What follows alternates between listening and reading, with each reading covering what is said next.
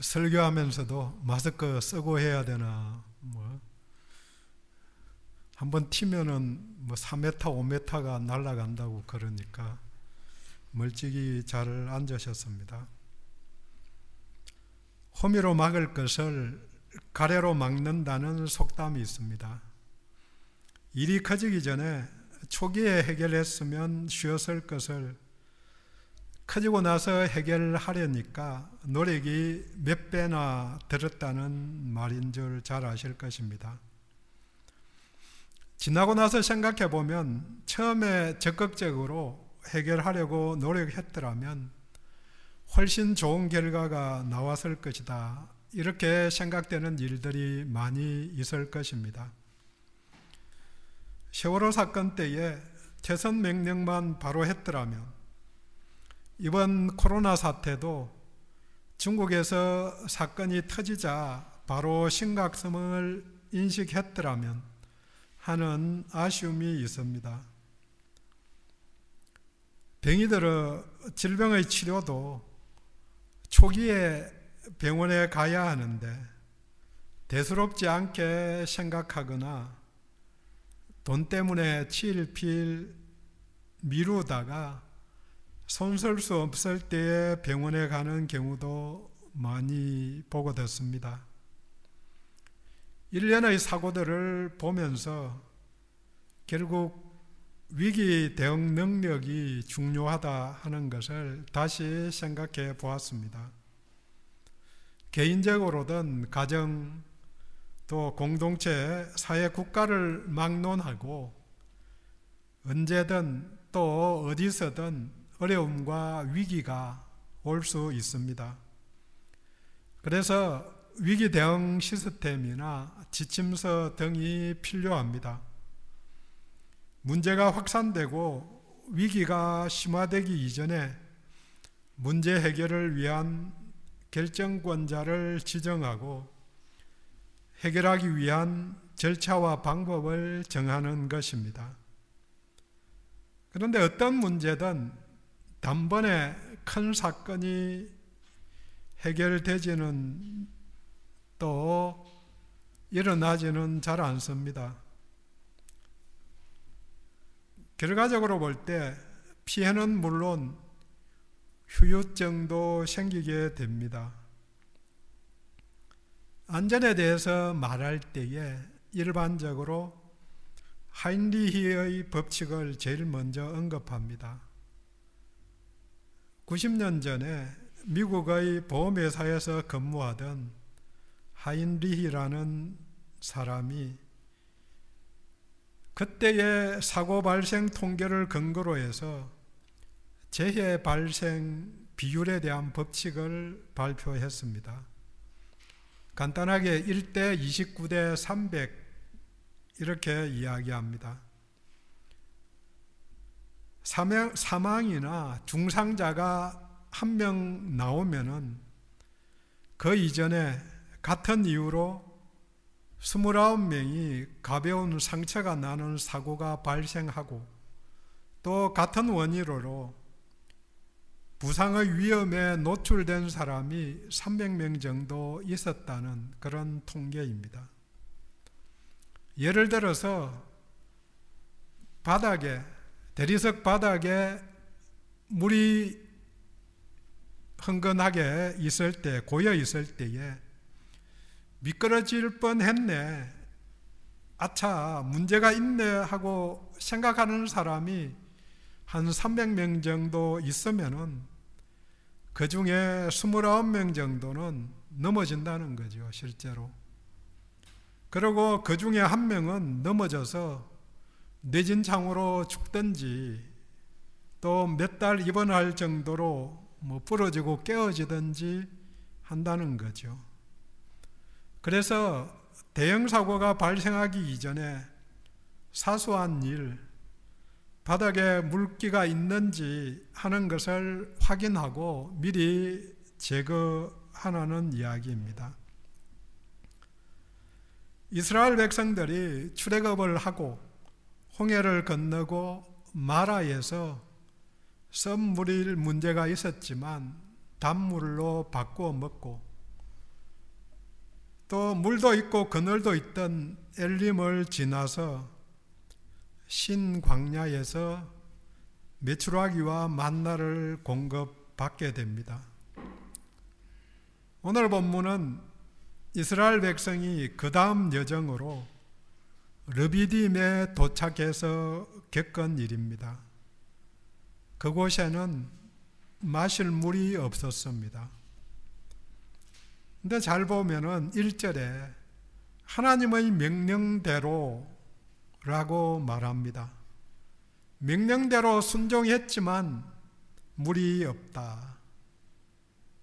마라에서 인생의 쓴맛을 맛보았지만 목마름에 비할 바가 아닐 것입니다. 더 중요한 사실은 하나님이 인도하셨다는 것입니다.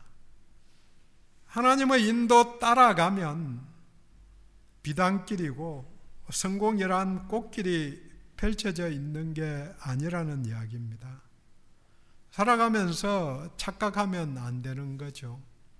따라가기만 하면 뭐든지 문이 활짝 열려 있고 어려움도 없고 잘될 길, 성공만 보장되어 있다. 그게 아니라는 거죠.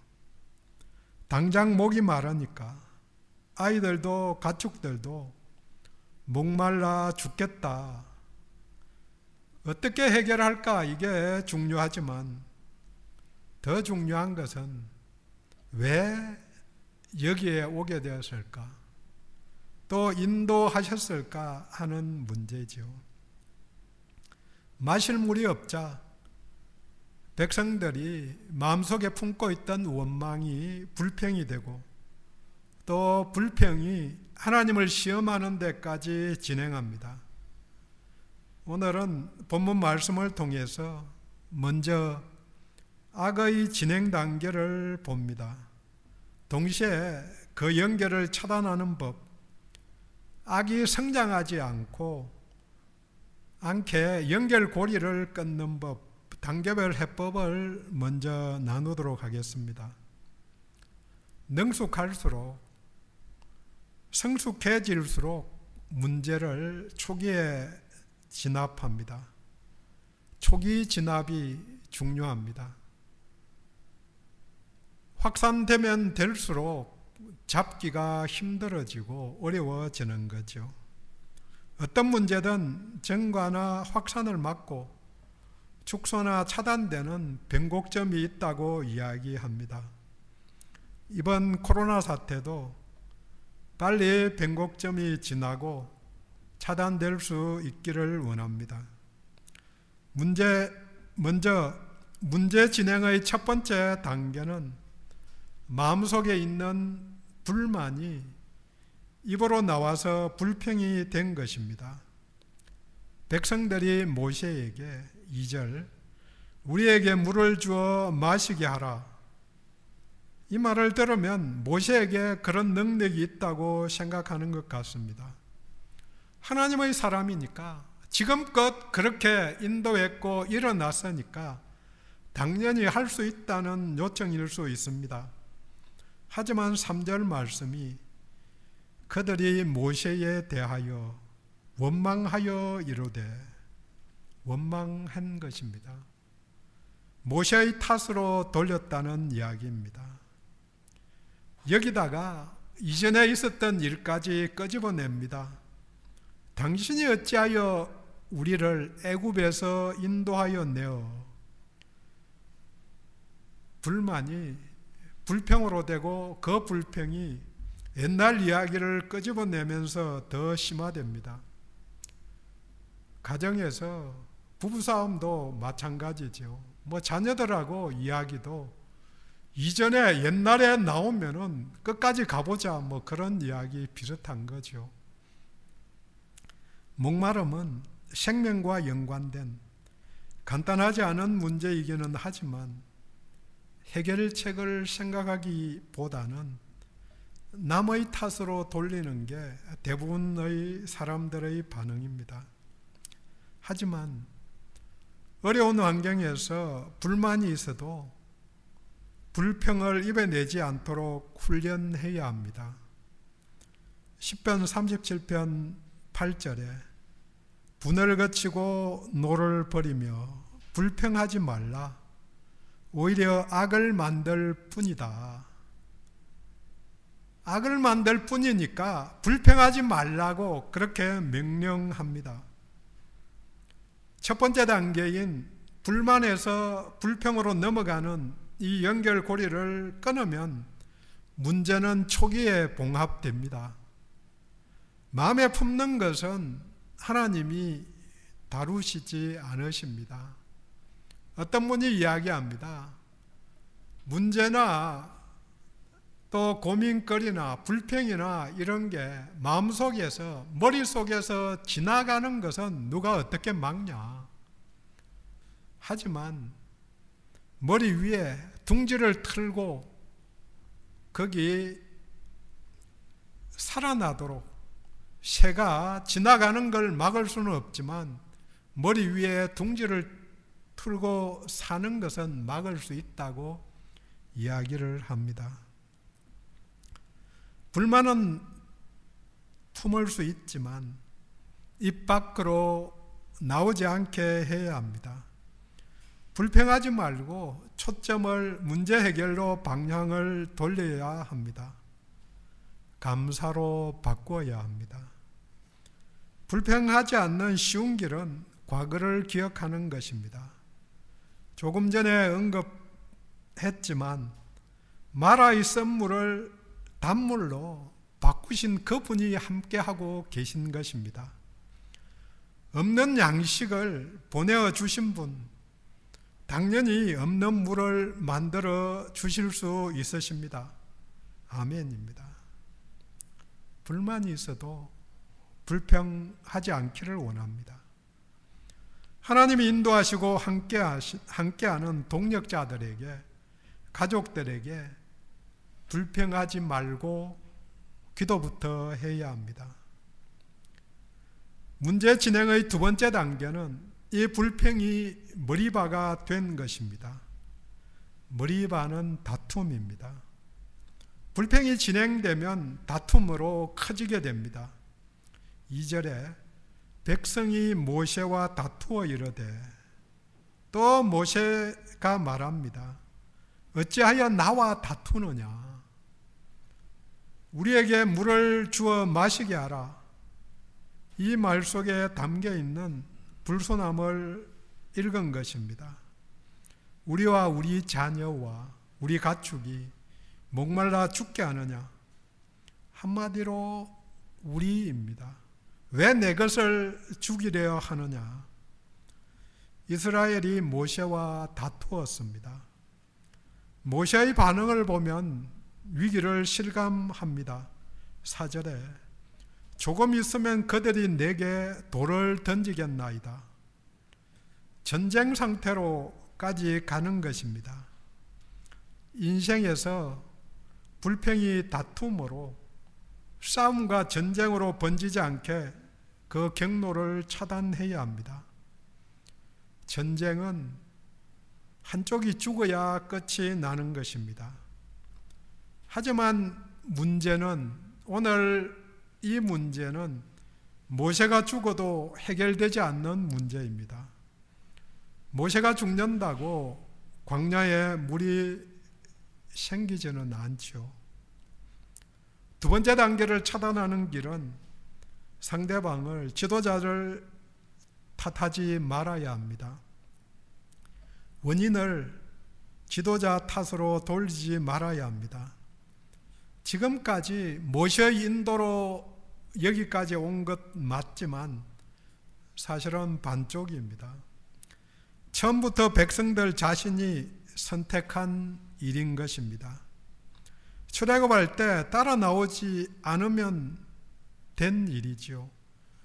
하지만 따라와 놓고는 문제만 생기면 남의 탓으로 하는 게 노예 근성입니다. 노예로 살은 적도 없지만 사람들은 다 노예 근성을 갖고 있는 거죠.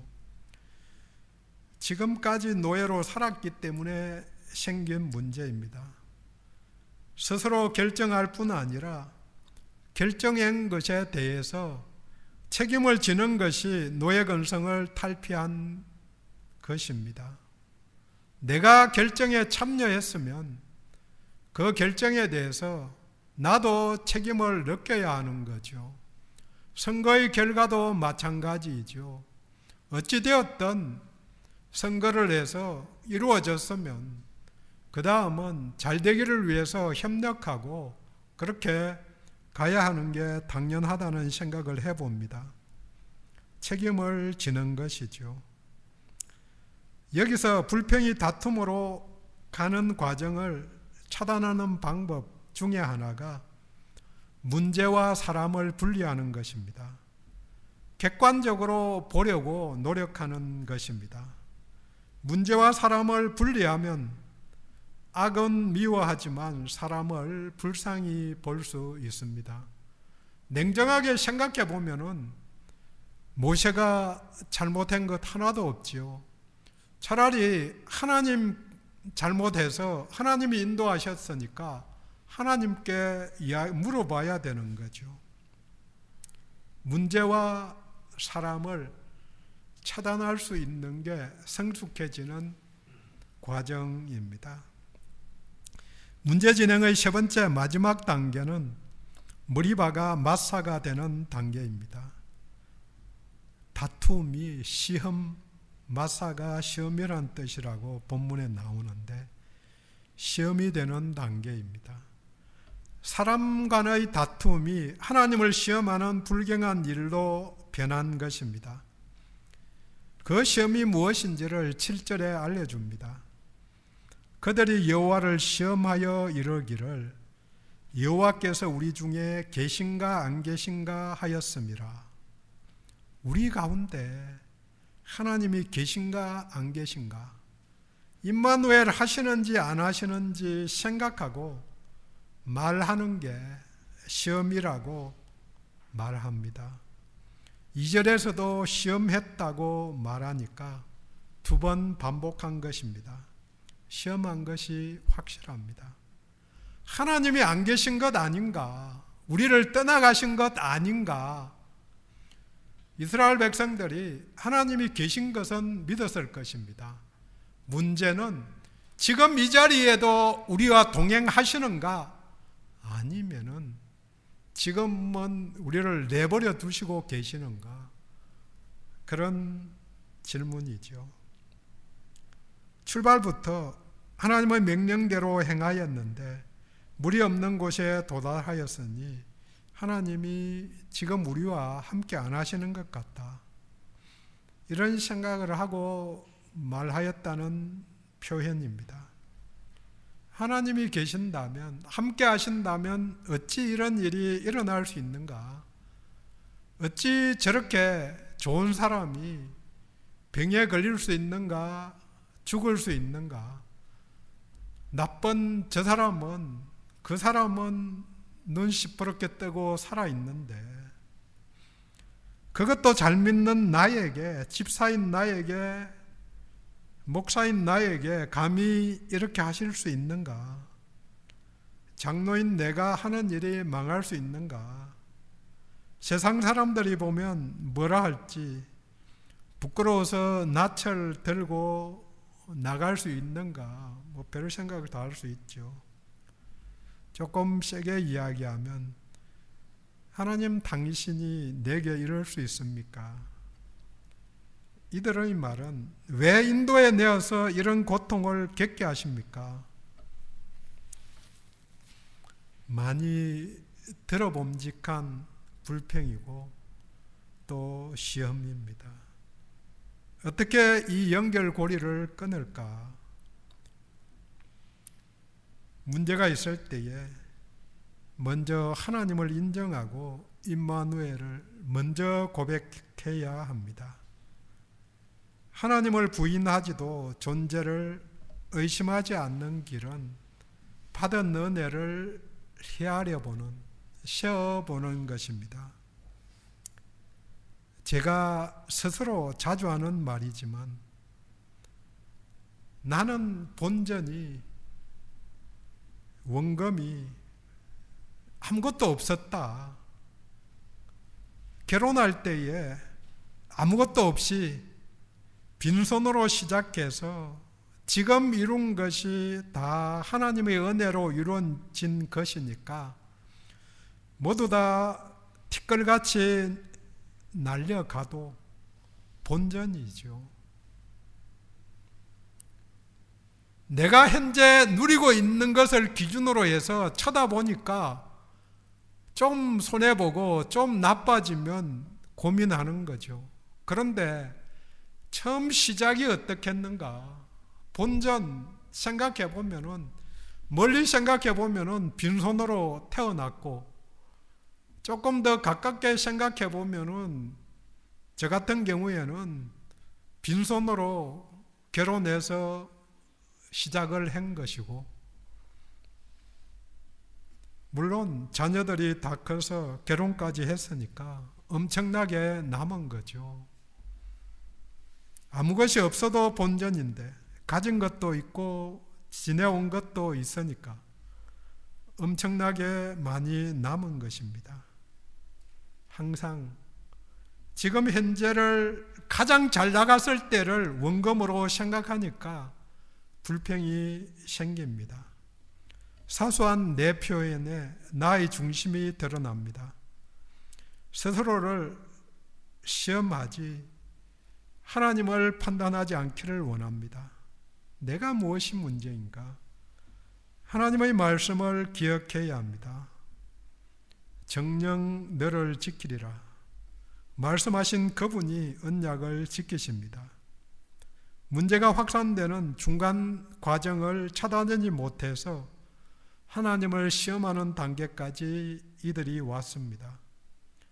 이 상황에 4절에 하나님 앞에서 부르짖은 모세에게 그 이후 하나님께서 해결책을 알려주십니다. 부르짖은 모세에게 부르짖어야 합니다. 문제가 확산되며 중간에 차단이 되지 않으면 문제가 갈 때까지 간 그 상황에서 기도를 통해서 해법을 봅니다. 6절 내용을 단계별로 살펴봅니다. 첫 번째, 하나님이 지시한 곳 호렙산으로 가야 합니다. 5절과 6절입니다. 5절에 백성 앞을 지나서 6절 호렙산에 있는 그 반석, 하나님이 지시하시고 계신 그곳까지 가야 합니다. 르비딤은 호렙산 서북쪽 20km 정도 떨어진 와디, 즉 마른 하천이 있는 평지로 추측을 합니다. 평소에는 마른 하천이 있는데 물이 지나가지는 않지만 말라있는 하천이 있는데 비가 오면 물길이 지나가는 곳입니다. 호렙산 쪽에서 비가 오든지 물이 나오면 흘러 지나가는 곳입니다. 하천이 없으면 물이 나와도 사막에 스며들어서 마시지 못했을 것입니다. 아무튼 현재의 장소, 문제가 발생한 곳에서 떨어지는 것이 문제 해결의 방법 중 하나입니다. 그곳에 있으면 문제에서 분리될 수가 없습니다. 어떤 문제를 만나든 문제와 나 사이, 나의 감정과 문제를 분리하는 것이 해결의 단초가 됩니다. 문제에 매달리면 문제에 매몰됩니다. 떨어져 나와서 하나님의 산으로 가야 합니다. 제가 요즘 자주 하는 말인데, 코로나를 묵상하지 말고 말씀을 묵상해야 합니다. 몇 명 걸리고 몇 명 죽은 날을 하루 종일 묵상하면 거기에 매몰됩니다. 전전긍긍하게 되는 거죠. 하지만 말씀을 묵상하면 소망이 생기게 됩니다. 모세가 백성들 앞을 지나가며 그들을 보았을 것입니다. 백성들과 분리합니다. 문제와 분리합니다. 그렇지만 갈 길이 무려 20km입니다. 천천히 걸어가면 5시간 거리이지만 그 시간 동안 기도하면서 갔을 것입니다. 기도 시간이라는 생각을 해봅니다. 백성들과는 불리하지만 장로들을 데리고 오라 하십니다. 정인이 필요합니다. 그리고 한편으로는 장로들에게도 책임을 묻습니다. 이 상황에 장로들이 아무런 역할을 못하였습니다. 어쩌면 동조하였을 수도 있습니다. 그들이라도 보고 정언하라고 동행합니다. 마지막으로 나일강을 치던 지팡이를 들고 갑니다. 들고 오라고, 문제 해결을 위한 도구를 지참하여 오라고 하십니다. 하나님이 지시하신 곳으로 먼저 가야 합니다. 그곳에서 하나님이 해결 방법을 갖고 기다리고 계십니다. 두 번째로 6절에 하나님이 그 반석 위 거기서 모세 앞에 서겠다고 하십니다. 하나님과 대면합니다. 하나님 앞에 서야 합니다. 예배의 장소가 중요한 게 아니고 어디서든 예배드리는 거기서 하나님을 대면해야 의미가 있습니다. 지시한 곳에 가도 못 만나면 헛수고입니다. 하지만 약속을 지키시는 분이시기 때문에 찾아가서 만났습니다. 믿음은 신뢰입니다. 그 반석, 특정한 반석, 모세와 하나님만 아는 장소입니다. 이전에 모세가 호렙산 떨기나무에 불이 붙은 것을 보았던 그곳에 있던 반석이라는 생각을 해봅니다. 마지막으로 그 반석을 치라고 하십니다. 무엇으로 치라는 말은 없지만 지팡이를 손에 잡고 가라고 하셨으니 그 지팡이로 쳤을 것입니다. 샘을 판 것도 아니고 왜 반석일까요? 돌에서 물이 나오는 것은 상식적으로 가능하지 않은 일입니다. 하지만 믿으면 순종할 수 있습니다. 안 되면 그만이 아니고 안 되면 죽습니다. 그러니까 이루어져야 하는 거죠. 믿음의 본을 보인 것입니다. 장로들의 목전에 장로들을 정인으로 세우고 모세의 순종과 믿음을 보인 것입니다. 하나님이 하셨습니다. 나무 막대기에 반석이 갈라집니다. 나일강에서부터 이적을 보이는 데 사용된 지팡이, 하나님의 능력과 임재를 드러내는 지팡이입니다. 모세가 능력이 있어서 지팡이는 부러지지 않고 바위가 쪼개어진 게 아닙니다. 흥미로운 것은 민수기 20장에 똑같은 상황이 벌어집니다. 가데스에서 물이 없는데 다투어서 머리바가 됩니다. 물론 차이점은 여호와와 다투어서 머리바라고 하고 하나님이 반석에게 명하라고 했는데 모세가 지팡이로 쳐서 물이 나온 것입니다. 이 불순종으로 모세가 가나안에 들어가지 못하게 됩니다. 그때나 이때나 모세의 능력이 아닙니다. 순종할 때 지팡이로 치라면 치고 말로 하라면 명령하면 됩니다. 문제는 우리가 항상 전에 그랬으니까 이번에도 똑같이 내 생각대로 내 습관대로 행하는 것이 불순종입니다. 삶의 불순종이 믿음이 있다고 할 때에 잘 일어나는 이유가 그것 때문입니다. 이전에 하나님이 그렇게 인도하셨기 때문에 선하게 인도하셨으니까 이번에도 똑같은 상황이 생길 때에 똑같이 하면 된다.